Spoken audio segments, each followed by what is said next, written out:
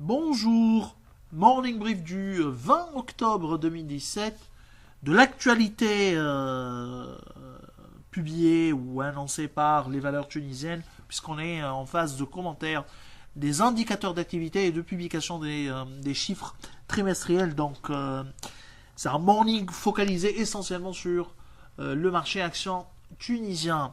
Mais on commence par le marché, par juste un petit commentaire sur le marché action marocain durant la séance de ce jeudi. Baisse du Masi de 0,23% à plus 6,22% depuis le début de l'année, avec un volume très faible, en sens modeste, moins de 100 millions de dirhams à 90 millions de dirhams.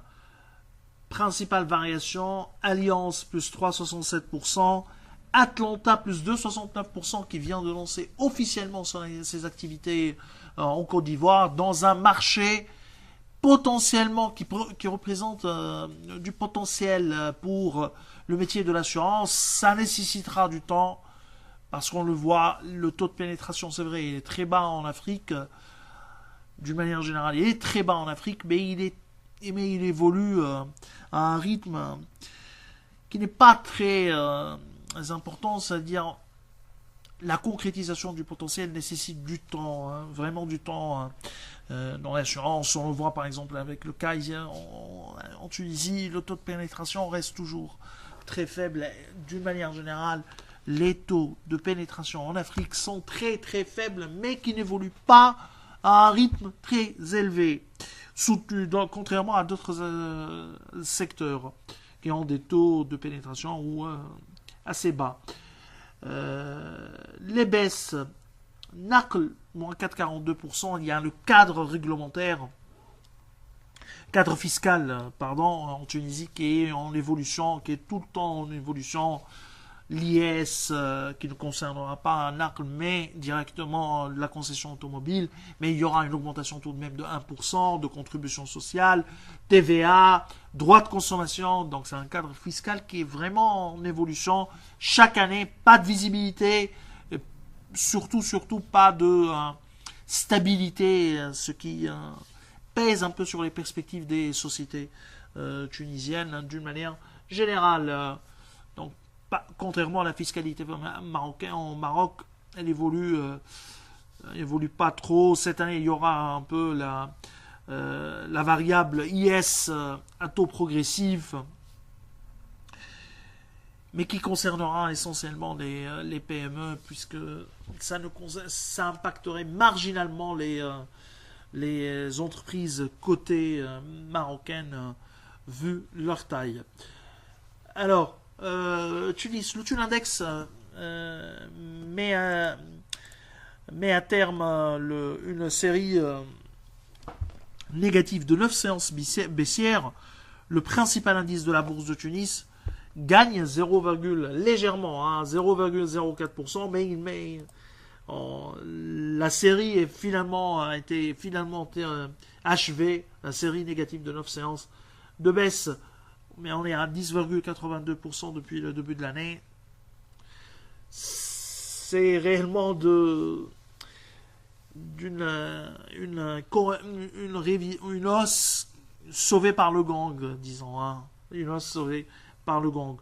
Pour ce qui est des variations et du volume sur le marché, 2,2 millions sur le marché central, dont 597 000 dinars sur SFBT, où les étrangers ont vendu à plus de 490 000 dinars. Côté variation, Cartas Cement qui reprend à 3,44%, T3 en reprise pour les revenus, mais ça reste toujours difficile, une situation difficile. Autre chose également, c'est que il y a eu une hausse de 2,86% pour Modern Leasing, ATB plus 2,63%, Blebes Star moins 2,93%, Somoser moins 2,65% et Sopat moins 2,56%. Alors, pour ce qui est de l'actualité, alors vous aurez bien sûr au niveau de notre live talk, des commentaires de la part de nos analystes sur tous les indicateurs d'activité, puisqu'un morning ne suffit pas d'entrer en détail. Nos analystes font des commentaires sur le live talk, mais également publient des latest pour plus de détails et donner leur opinion sur ces chiffres. Pour les bancaires, d'une manière générale, et ça, c'était attendu, l'effet de la hausse des taux se fait sentir réellement, est visible, décidément visible au niveau de la marge d'intérêt. La preuve, chose qui est confirmée par les chiffres de BNA, TJI Bank, mais également UB et BCI, sont des chiffres globalement positifs en termes au niveau de la marge d'intérêt. Par contre, ce qui est un peu inquiétant, ou ce qui est décidément inquiétant, hein, pas seulement un peu, mais c'est l'évolution du ratio dépôt sur crédit. BNA à 83%, alors qu'elle était à 95% en fin de l'année 2016. C'est un niveau très bas, très très bas. Je lis un peu les commentaires de nos analystes. Par exemple, sur l'UIB affiche une croissance soutenue des crédits et dépôts en hausse de 7,64% et 7,59% en T3. Le PNB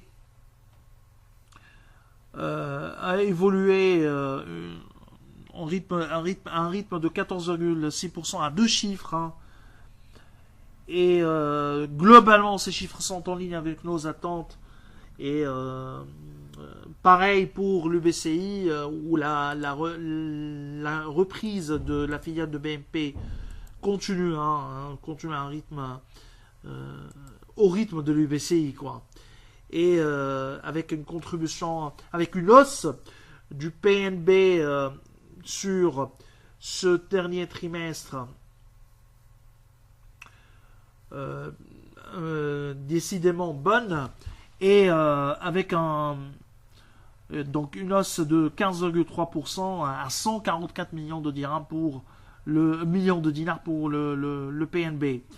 Et mais je vous ai dit, pour les banques, effet visible de la hausse des taux sur les marges d'intérêt, mais le taux dépôt sur crédit, il est inquiétant.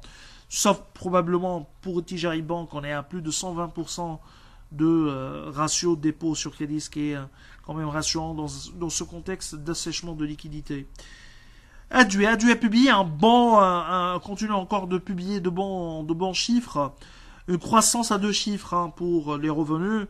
Les ventes sur le 9 mois, ils sont à 10, croient à un rythme de 10,9% à plus de 68 millions de dinars, dont une progression de 19% pour les génériques à 25 millions 6. Ça, c'est une bonne nouvelle également pour les marges, pas uniquement pour la croissance. Et vu la situation de la balance commerciale, il y aura de plus en plus une orientation marquée vers les génériques de la part du régulateur pharmaceutique tunisien. Sotuver, les revenus T3 2005 ressortent en hausse de 34% en rythme annuel à 17 millions 7. Cette amélioration est tirée par le marché export, dont les revenus ont plus que doublé à 10 millions 8, effet devise bien sûr. C'est 61% de chiffre d'affaires trimestriel. Hein. Sur l'année, c'est 54% de chiffre d'affaires 9 mois 2017. Ce sont des résultats, des chiffres plutôt, pas des résultats, hein, donc des chiffres qui sont en ligne avec nos prévisions et confirment notre optimisme, hein, ou notre opinion positive sur Sotuver. On est à achat avec un target price à 5 dinars 3. Alors je vous souhaite un excellent week-end. Comme je vous ai dit, de nous suivre sur le live talk de Alpha Mena, mais également dans les publications pour les commentaires. Et n'hésitez pas à poser des questions. Hein, donc, et à échanger avec notre équipe d'analystes. Alors je vous souhaite un excellent week-end. Donc au revoir, à lundi prochain.